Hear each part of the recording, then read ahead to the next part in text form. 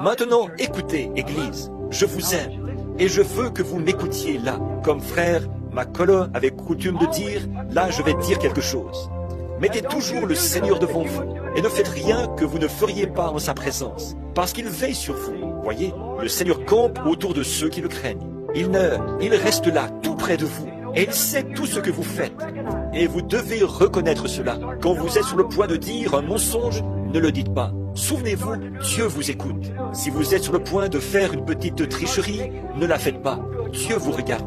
Si vous êtes sur le point de prendre son nom en vain, ne le faites pas. Dieu vous écoute. Si vous êtes sur le point de fumer une cigarette, il vous observe.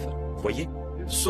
Il y a un chant que nous avions l'habitude de chanter. Tout le long du chemin vers la véritable demeure de l'âme, il y a un œil qui te surveille. À chacun de tes pas, ce grand œil est éveillé. Il y a un œil qui te surveille. Souvenez-vous, faites comme David. Mettez le Seigneur constamment devant vous. Alors votre cœur sera dans la joie et votre chair reposera avec espérance, car il l'a promis. Oui, monsieur, il savait qu'il ressusciterait, parce que Dieu l'avait promis. Très bien. Quand on entre dans sa présence, on est changé. On n'est plus jamais le même. Regardez, tout au long des âges, les hommes de tous les milieux. Regardez Abraham. Vous dites, eh bien, une vie changée, ça, ce n'est que pour les ministres. Oh non, une vie changée, c'est pour tout le monde. Voyez ?